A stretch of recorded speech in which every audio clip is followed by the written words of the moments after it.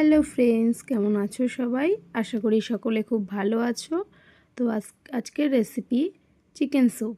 তার জন্য নিয়েছি দেখো গাজরের কিমা কুচি আর কি যাই বলো, রসুন কুচি, একটা কাঁচা লঙ্কা কুচি, পেঁয়াজ কুচি, কর্নফ্লাওয়ার আর চিকেনটা দেখো সেদ্ধ করে নিয়েছি আগের থেকে, আর সঙ্গে ডিমের সাদা অংশটা নিয়েছি।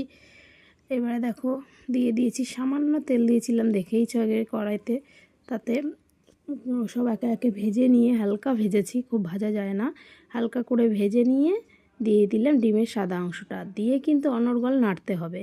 আর চিকেনটা যেটা সেদ্ধ করেছি ওটা তো জল ফেলা যায় না, ভালো জল দিয়ে সেদ্ধ করে ওই জলটাই একেবারে ঢেলে দিতে হয়, তো সেটাই করেছি। আর ডিমের সাদা অংশটা দিয়ে অনবরত নেড়ে যেতে হবে, নইলে এক জায়গায় জমাট বেঁধে যাবে। তারপরে দেখো নাড়তে চাড়তে দিয়ে তারপরে দিয়ে দিলাম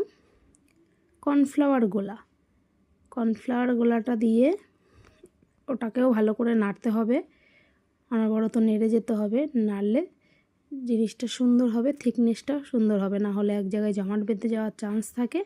আর স্যুপটা কিন্তু শরীরের জন্য সত্যি খুব হেলদি খাবার, খেতেও খুব টেস্টি লাগে। তারপরে একটু নুন দিয়ে দিয়েছিলাম, নুনটা কম হয়ে গেছিলো, তাই জন্য একটু নুন, আর সঙ্গে এটা কি দিয়েছি বলো তো, এটা দিয়েছি গোলমরিচ গুঁড়ো না দিলে তো হয় না, একটু সয়া সস দিতে হয়, বাট আমার কাছে ছিল না। তো ফাইনালি দেখো স্যুপ রেডি হয়ে গেছে, থিকনেসটা এরকম হয়েছে, দেখো দেখেই বুঝতে পারবে, খেতে খুব টেস্টি হয়েছিল। এটা আমরা ডিনার করেছিলাম, ডিনারে যেহেতু একটু হালকা পাতলাই খাই আর খাওয়া উচিতও, তাই এটাই আমরা ডিনার করেছিলাম। কেমন হয়েছে তোমরা সবাই কমেন্টে জানাবে। বাই।